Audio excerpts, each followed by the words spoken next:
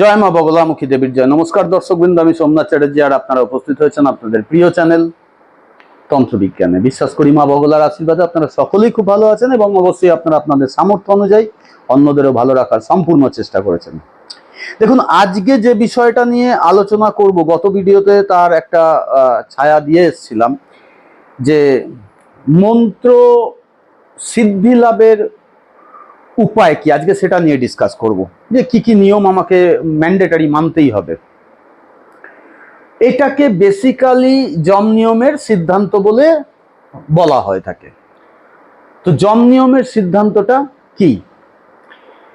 পতঞ্জলি যোগসূত্র অনুযায়ী কেউ যদি সাধনায় সিদ্ধি লাভ করতে চায় তাহলে অষ্টাঙ্গ যোগসূত্রকে তাকে ফলো করতে হবে। এবার অষ্টাঙ্গ যোগসূত্র কি? যম, নিয়ম, আসন, প্রাণায়াম, প্রত্যাহার, ধারণা, ধ্যান আর হচ্ছে সমাধি, এই 8খানা বিষয় সাবজেক্ট কাজ করে। এবার এটা কাদের জন্যে? আমি একটা মন্ত্র জপ করব, ওম নমঃ শিবায়, সিদ্ধি লাভ করব, আমার জন্যে?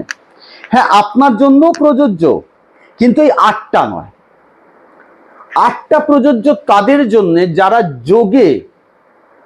যোগের মাধ্যমে নিজেকে, মানে যোগ সাধনার মাধ্যমে নিজের সিদ্ধি লাভ করছেন, অর্থাৎ আর কোনোদিনই তিনি দেহ ধারণ করবেন না, সূক্ষ্ম দেহের মাধ্যমে তিনি এই ব্রহ্মাণ্ডের সুখ উপভোগ করবেন।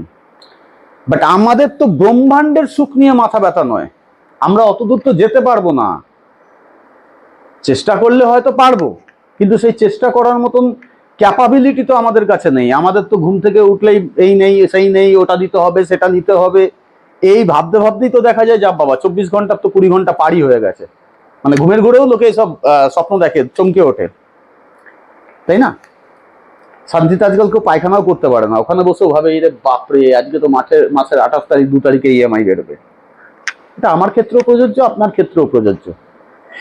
সুতরাং আমাদের কি কি নিয়ম মানতে হবে? আমরা যারা কোনো মন্ত্রর সিদ্ধি লাভ করে, প্রত্যক্ষ দর্শন অবধি যাচ্ছি না, আমরা যারা মন্ত্রে সিদ্ধি লাভ করে নিজেদের অতি প্রয়োজনীয় চাহিদাটাকে মেটাতে পারবো, আমাদের জন্য তাহলে কোন নিয়ম দুটো করতেই হবে? সেটা হচ্ছে যম আর নিয়ম। এবার এই যম যদি বলেন, এখানে 5খানা ভাগ আছে। এই 5টা ভাগ কি? অহিংসা, সত্য, অস্ত, ব্রহ্মচর্য, আর হচ্ছে ব্রহ্মচর্য, আর একটা হচ্ছে অপরিগ্রহ। আমি প্রথমে এই 5টাকে না ভেঙে দিয়ে আমি যমের, মানে এটা হচ্ছে কি বলবো, এটা যমের 5টা ভাগ হলো, উপ অঙ্গ হলো। আর এরপরে আসছে নিয়ম। নিয়মেরও 5টা উপ অঙ্গ আছে যমের মতন। কি কি? শৌচ, সন্তোষ, তপ, সৌদ্ধার আর ঈশ্বর প্রাণিধান। এখন এই 5-5-10খানাকে যদি আমি আপনাদের সামনে ডিসকাস না করে দিই, আপনারা কিছুতেই যম নিয়মের সিদ্ধান্তে এসে উপস্থিত হতে পারবেন না। মন্ত্র জপ করে লাভের লাভ পাবেন না, মন্ত্র চৈতন্য হবে না, সিদ্ধি তো অনেক দূরে বসে আছে। ঠিক আছে, তাহলে আমি প্রথমে যমের যে 5খানা উপ অঙ্গ আছে আমি সেখান দিয়ে শুরু করছি। ভালো করে ঠান্ডা মাথায় শুনুন। প্রথম হচ্ছে অহিংসা। অহিংসা মানে আপনার মনের মধ্যে কোনো হিংসা থাকবে না, এটা এক কথায় বোঝা যায়। ওকে, কিন্তু শুধু অহিংসা মানে এটা নয়। অহিংসা মানে, মনে করুন আপনি কেউ আপনার টাকা ফ্রড করে দিয়েছে। আপনি কারোর থেকে কাউকে 5 লাখ টাকা ধার দিয়েছিলেন, সে আপনার টাকাটাকে চট করে দিয়েছে, আজকে 5 বছর হয়ে গেছে দিচ্ছে না। তো আপনি একটা মন্ত্র পেয়েছেন, সেই মন্ত্র সাধনা করে তার থেকে টাকাটা উদ্ধার করতে চাইছেন। এখন আপনি কি ভাবছেন যে আমার মন্ত্র শুধু সিদ্ধি হোক, তারপরে দেখ 5-এর জায়গায় তোর থেকে 6 বার করে নেবো, এই 5 বছরের ইন্টারেস্টও নিয়ে নেবো, তোকে কি হাল করবো তুই শুধু দেখ, আমি শুধু সিদ্ধি লাভটা করি। এই যে ধারণাটা মনের মধ্যে এনে রাখা, এটা না রাখাটাই হচ্ছে অহিংসা। আপনি কাউকে বশীভূত করতে চাইছেন, সে আপনার শরীর, মন, জীবন, মান সম্মান সবকিছু নিয়ে খেলা করার পরে এখন আপনার থেকে দূরে চলে গেছে। আপনি চাইছেন তাকে কোনোভাবে আকর্ষিত করে, বশীভূত করে তাকে নিজের জীবনে রাখা এবং তাকে একটা উচিত শিক্ষাও দেওয়া। তাই মনে মনে ভাবছেন যে একবার যদি এই মন্ত্র অ্যাক্টিভ হয়ে যায়, দেখ তোকে আমি কি করি। এই ভাবনাটা না ভাবাটাই হচ্ছে অহিংসা। কেউ আপনার সম্পত্তি লুট করেছে, আপনি তাকে মেরে ফেললেও ওই সম্পত্তি আপনি পাবেন না, কারণ সেটা তার পরিবারে ট্রান্সফার হয়ে যাবে, ওইভাবে ব্যবস্থা করে নিয়েছে। এখন আপনি কোনো একটা সাধনায় সিদ্ধি লাভ করে তাকে উপযুক্ত শিক্ষা দিয়ে ওই সম্পত্তি আবার ফেরত পেতে চাইছেন। ওকে, আপনি জব করতে করতে ভাবছেন যে যদি আমি বগলা নিয়ে বলছি, বগলায় যদি একবার আমি সিদ্ধি লাভ করতে পারি বেটা, তোর তো ষষ্ঠী পুজো করবো। এইটা না ভাবাটাই হচ্ছে অহিংসা। আপনার সেই যতক্ষণ আপনি সাধনা করবেন তার আগের থেকে নিজেকে প্রস্তুত করুন যে আমার শক্তিকে চাই, ওই সম্পত্তি চাই না, ওই ব্যক্তিকে চাই না, ওই কোনো কিছুই আমার চাই না, আমি শুধু আমার শক্তিকে চাই। এই ধারণাটা মনের মধ্যে রেখে জপ করতে বসা বা সেই সময়ের দিনগুলোকে বয়ে নিয়ে চলা, কারুর সাথে তর্ক বিতর্ক না করা, এটা হচ্ছে অহিংসা। এরপরে আসছে কি? সত্য। একটাও মিথ্যে বলতে পারবো না। গুরুজি আমি তো ব্যবসা করি, ব্যবসা করতে বসলে তো মানে আমি কাউকে বলেছি ব্যবসা স্থানে বসে যে এই শাড়িটার দাম 250 টাকা, তিনি বলছেন কেন ভাই 200 টাকায় দিয়ে দাও। আপনি বললেন না আমার 200 টাকায় কেনাই নয়, আমার তো 210-এ কেনা, অথচ আপনার কেনা 150 টাকায়, তো আপনাকে মিথ্যে বলতে হবে। তাহলে কি ব্যাপার? না, ওই সত্যের কথা বলা হয়নি। আপনারা আপনাদের দিনচর্যা মানে রোজ নামচা যাকে বলে ওটাকে মেনটেন করবেন, যতটা সম্ভব কম মিথ্যে বলে সত্যটা কি থাকতে হবে। নিজের ভেতরে ন্যায় নীতিটাকে বজায় রাখবেন। কেউ 250 টাকার শাড়িকে 200 টাকা বলেছে, আপনি এত বাড়তি কথায় যাবেনই না। দাদা আমি 200 টাকায় দিতে পারবো না। আচ্ছা বলুন কত দিতে পারবেন?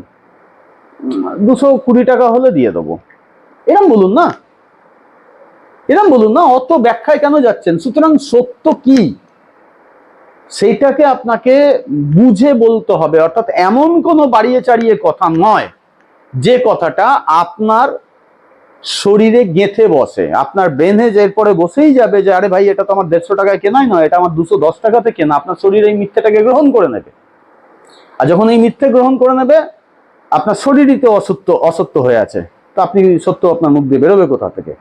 আপনার মনের মধ্যে তখন বিভিন্ন কোয়েশ্চেন আসবে যে জবটা কি তাহলে সত্য, সাধনা সত্য, সিদ্ধি সত্য, এরকম বিভিন্ন, আপনি অসত্যের ফাঁদে পড়ে যাবেন।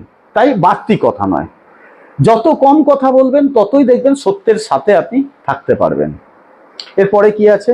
অস্তে, মানে সোজা সাপটা কথায় চুরি না করা। এখন চুরি না করা মানে কি? আপনাকে আমার দেখে চোর মনে হচ্ছে? না না না না, তা নয়। কোনো জিনিসের ওপরেই নিজের অধিকার ফলাবেন না। আপনাকে যদি বাজারে বলছে যে ধরুন আপনি সাপোজ বাড়ির জন্য, আপনি তো আর মাছ খাবেন না ওই সময়, বাড়ির জন্য মাছ কিনতে গেছেন, কারণ আপনার জন্য ওরা কেন সাফার করবে, ওরা মাছ মাংস খাচ্ছে, খাক, আপনি ওসবের থেকে দূরে থাকবেন। তখন বাজারে মাছ কিনতে গেছেন, দেয় ভাই কত করে? কাটা 350 টাকা।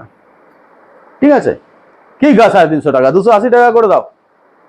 এই যে 280 টাকা করে দাও, এটা বলবেন না। 350 বলেছে, আপনি জাস্ট এইটুকু বলতে পারেন যে কিছু কম হবে না গো, আমি এতটা নেব। সে বললো হ্যাঁ আপনি তাহলে 340 দিয়ে দিন না, নিয়ে নিন না। আপনি অধিকার কেন দেখাচ্ছেন যে দেখছো আমার হাতে সোনা দানা পড়া আছে, আমি অমুক কেউ কেটা 350 মাছ আমাকে 280-তে দাও? এইটা হচ্ছে চুরি, অস্তে। এই অস্ত্রের থেকে আপনাকে দূরে থাকতে হবে। এটা চুরি, এটা প্রবঞ্চনা। নিজের পাওয়ারকে ইউজ করাটা এক প্রকার চোরেদের কাজ। বেশি কিছু বলবো না, কন্ট্রোভার্সি হয়ে যাবে ভিডিওর মধ্যে।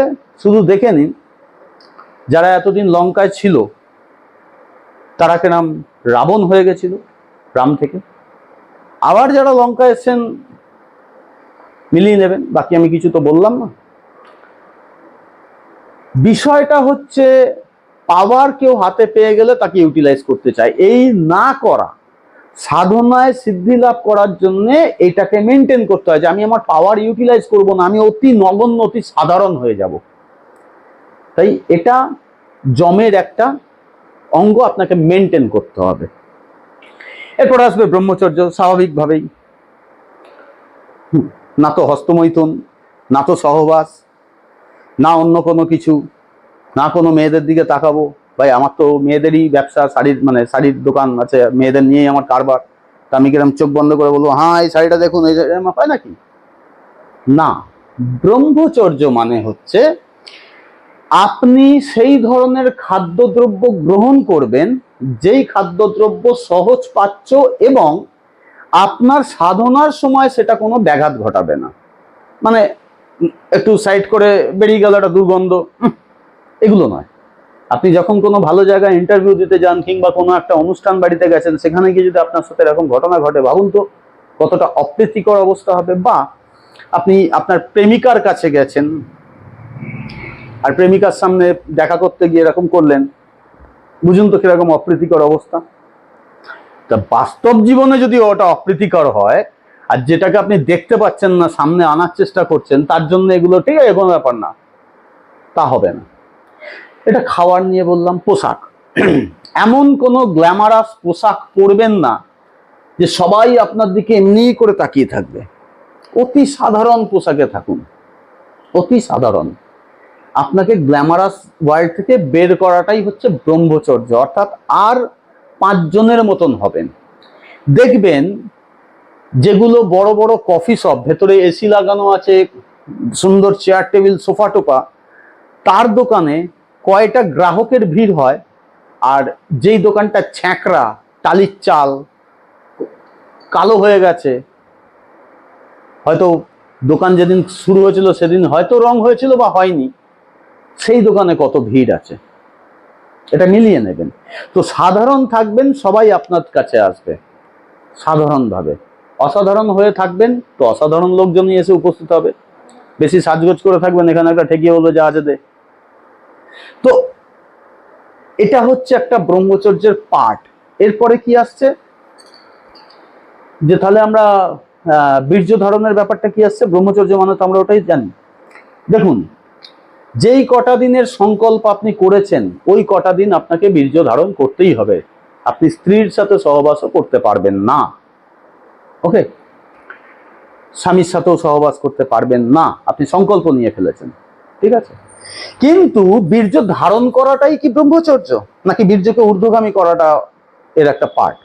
এখন এই বীর্য ঊর্ধ্বগামী করাটা ভিডিওর মাধ্যমে কোনোদিন বলা সম্ভব নয়। এটা গুরুমুখী বিদ্যা।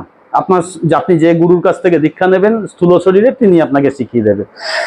আমি ওই প্রসঙ্গটাই গেলাম না।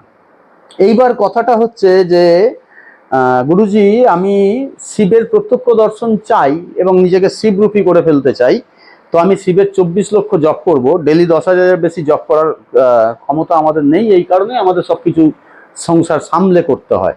তা 240 দিনের প্রোগ্রাম, তো 240 দিন মানে 8 মাস। এই 8 মাস কি তাহলে আমি স্ত্রীর সাথে সহবাস করবো না? আপনি দেখবেন 8 মাস তো ছেড়ে দিন, 2 মাস বাদে আপনার স্ত্রী যদি একটু কামুক প্রকৃতির হয় বা স্বামী যদি একটু কামুক প্রকৃতির হয়, আপনাকে ছেড়ে পালিয়ে যাবে 2 মাসের মধ্যে। সুতরাং আপনাকে ভেঙে ভেঙে করতে হবে। যা স্ত্রী ফ্রি নেই তাদের জন্য তো সব ছাড়, সব করতে পারে তারা। কিন্তু যাদের সংসার যারা করে ফেলেছেন তাদেরকে সবকিছু চালিয়েই করতে হবে। সুতরাং আপনাকে পার্টে পার্টে করতে হবে, একটু একটু করে এগোতে হবে। 11 দিন 21 দিনের একটা সংকল্প নিয়ে নিয়ে করতে হবে, ওকে। এটা হচ্ছে ব্রহ্মচর্যের একটা পার্ট। এরপরে হচ্ছে কি বলবো, অপরিগ্রহ। এই অপরিগ্রহ শব্দের অর্থ হচ্ছে প্রয়োজনের অধিক জিনিস আপনি সঞ্চয় রাখবেন না নিজের কাছে। যেমন ধরুন, আপনার একটা গাড়ি হলেই চলে যায়, আপনি একটা গাড়িই মেনটেন রাখুন, 2টো গাড়ি করার চেষ্টায় যাবেন না। আপনার একটা বাড়িতেই সবাই থাকতে পারে, তাহলে একটাই বাড়ি থাকুক না। আপনি পরের পর ফ্ল্যাট কিনে যাচ্ছেন, আপনার মাথায় টেনশন হয়ে যাবে, আচ্ছা ফ্ল্যাট কিনে তো কেউ ফেলে রাখবে না, ভাড়া দেবে। আরো বাড়ি বানালে তো কেউ ফেলে রাখবে না, ভাড়ায় দেবে। আচ্ছা ও তো ভাড়া দিল না, জব করতে বসে আপনার মনে পড়ে গেল, আরে কাল সকালে তো আমার ছেলের স্কুলের টিউশন ফিস দিতে হবে, ও তো ভাড়া দিল না। জব থেকে উঠেই আগে বউকে জিজ্ঞেস করতে হবে ও ভাড়া দিয়েছে, বা স্বামীকে জিজ্ঞেস করবে ও ভাড়া দিয়েছে। হেডেক চলে আসে। যতটুকু দরকার অতটুকু রাখুন। তাহলে গুরুজি চাল কিভাবে কিনবো? ডেলি কিনে আনবো না। চাল যেহেতু বহুদিন থাকলেও নষ্ট হয় না, আর আপনার চাল খেতেই হবে, আপনি চাল প্রয়োজন অনুযায়ী তুলে রেখে দেবেন। যে 1 মাসের সংকল্প নিয়েছি, 21 দিনের সংকল্প নিয়েছি, আমি 25 দিনের চাল তুলে রেখে দিই। বাজার বাজার আপনাকে 2-3 দিন অন্তর অন্তরই করতে হবে, কারণ একবারে বেশি বাজার করবেন নিজেরই মেজাজ খিটখিটিয়ে যাবে। হ্যাঁ, বেগুনগুলো আনলাম কি সুন্দর টাটকা দেখে, সব শুকিয়ে গেল। বেশি আনার দরকার নেই। অর্থাৎ যেটাকে আপনি আপনার প্রয়োজনে রোজ লাগবে, সেটা নষ্ট হবে না, সেইগুলোকে আপনি বেশি করে তুলে রাখুন। যেটা নষ্ট হতে পারে ওটা রেগুলারই নেওয়ার চেষ্টা করুন। দেখুন, আমরা মধুকরি করে তো বাঁচতে পারবো না, মানে ভিক্ষা করে তো আমরা সাধনা করতে পারবো না, মান সম্মান চলে যাবে। সাধনা করে সিদ্ধি লাভ করে আরো মান সম্মান বাড়াতে যাচ্ছি, তো আগেই বললো দা তুই তো ভিক্ষা করে আমার থেকে ভিক্ষা নিতিস আমাদের থেকে, এরকম তো হয় না। সুতরাং সেটাকে মেনটেন করবেন, বাকিটা ব্রেন খাটাবেন।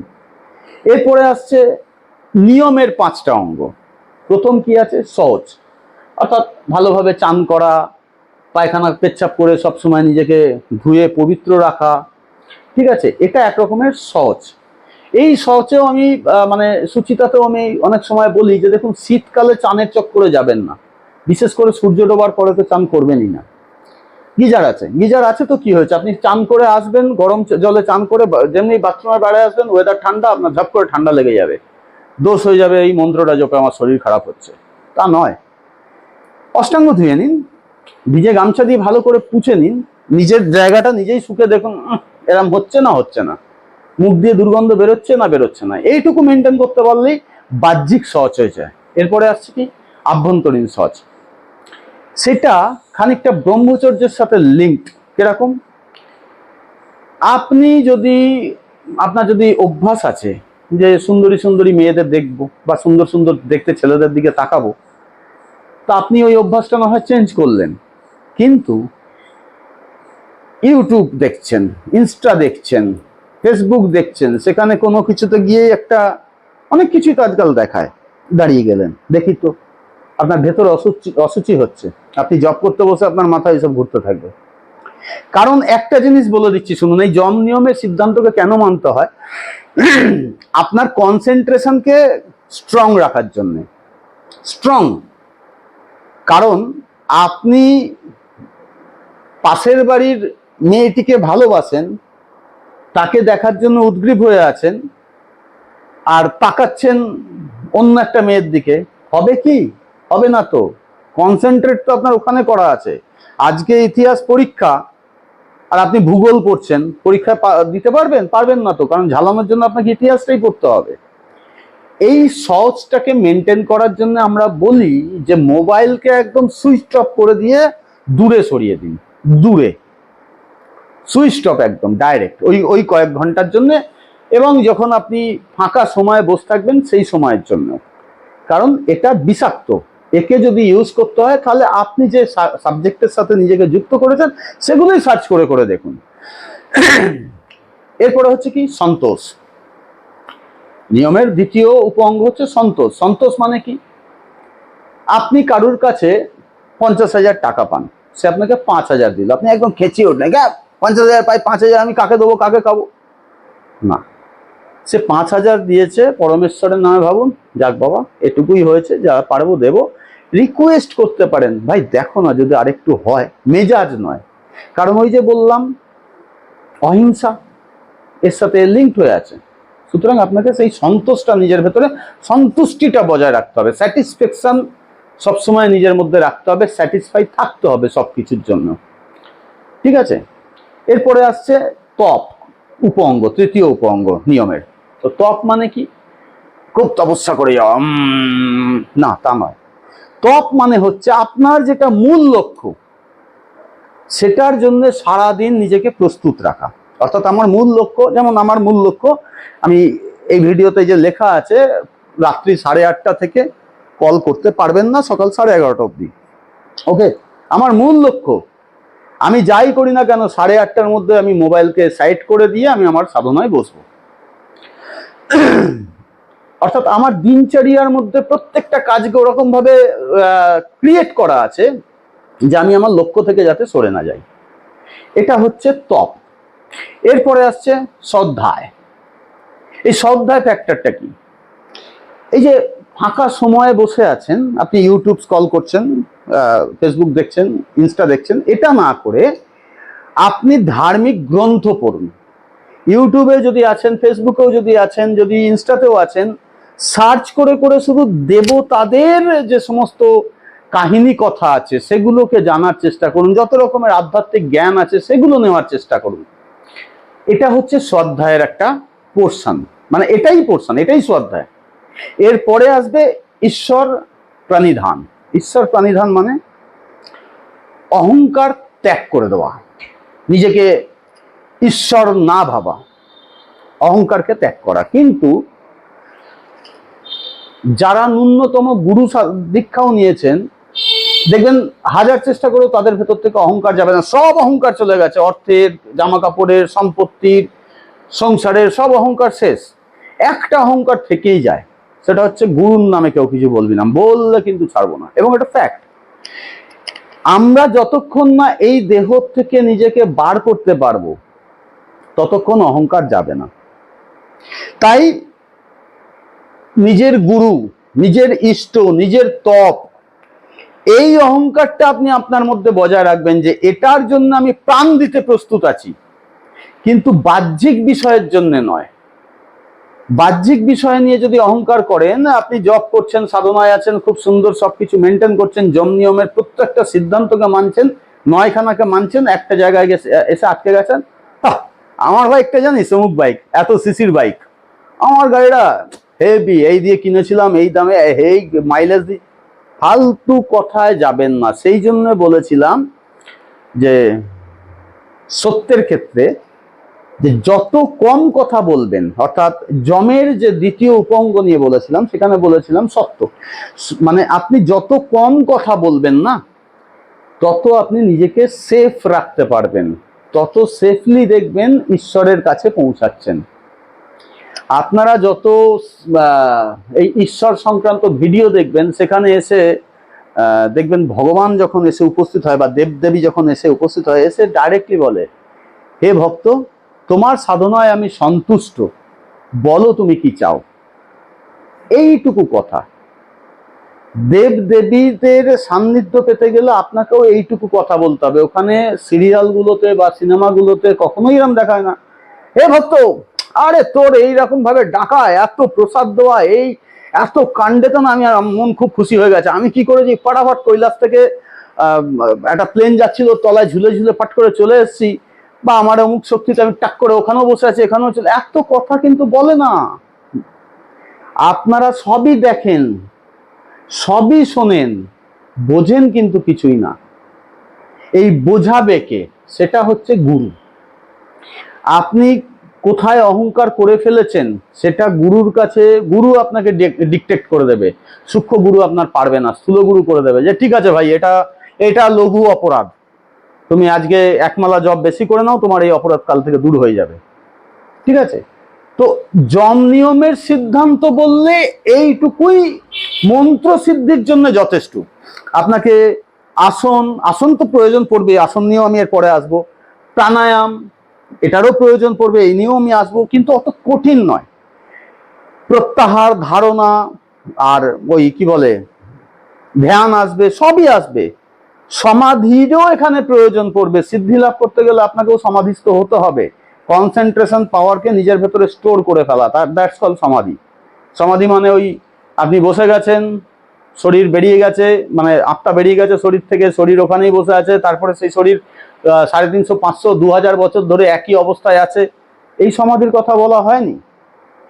কারণ আমি বেরোবো, ঈশ্বরের সাথে সাক্ষাৎ দর্শন হবে, ফের আমি আমার শরীরে ব্যাক করব, দিয়ে সেই শক্তিটাকে ইউটিলাইজ করে সমাজে আমি ভালো থাকবো, সকলকে ভালো রাখবো। আপনি সাধনা শুরু করার সময় দেখবেন আপনার ভেতরে অনেক কিছু থাকবে। যখন সাধনায় সিদ্ধি লাভ হয়ে যাবে না, তখন আপনার মনে হবে দূর, ওকে, ও আমার সম্পত্তি মেরে দিচ্ছে, ওকে কি মারবো আমি। ও যেচে পড়ে, আপনাকে ওকে কোনো প্রয়োগে নিতে হবে না, যেচে পড়ে এসে বলবে ভাই ভুল হয়ে গেছে, নেন আপনার জিনিস আপনি নিয়ে নেন, ক্ষতিপূরণ বাবদ এটা নিয়ে নেন। দেখবেন এরকমই হবে। তো এটা হচ্ছে যম নিয়মের সিদ্ধান্ত। আমার মনে হয় আমি বোঝাতে পেরেছি। যদি না বোঝাতে পারি বা যদি কোথাও আপনাদের বুঝতে অসুবিধা হয়েছে, কমেন্ট করবেন, আমি ক্লিয়ার করে দেবো। কিন্তু যারা সাধনা করার জন্য ইচ্ছুক তারা কমেন্ট করবেন। কোনো এটা না মানলে কি হবে, ওটা না করলে কি হবে, এসব কোয়েশ্চেনের আমি অ্যান্সার দেবো না। কেন? যেটা সিস্টেম আপনাকে ওটা মানতে হবে, ওটা না মানলে কি হবে এটা বলবো না, মানতেই হবে আপনাকে। স্কুলে যদি লেখা আছে খাকি প্যান্ট আর সাদা জামা পরে যেতে হবে, আর আপনি জিন্সের প্যান্ট আর গোলাপি রঙের জামা পরে যাচ্ছেন, আর গিয়ে স্যারকে বলছেন কেন এই পোশাকটা পরে এলে কি স্কুলে পড়াশোনা হবে না, পড়াশোনা ঢুকবে না, এরকম হেরে তর্ক করলে বলা লোকের উত্তর আমরা দেবো না। আপনাকে মানতে হবে, এটা নিয়ম, মানতে হবে। মানবেন না, আপনি শুধরান, না শুধরালে আমি শুধরে যাব, এটি সিস্টেম। ঠিক আছে, আজকে আর বেশি কিছু বলবো না। আগামী দিনে এই সিরিজই চলবে, পরবর্তী যে স্টেজগুলো আপনাদের দরকার পড়বে সেগুলো নিয়ে বলবো। আজ আসি, নমস্কার।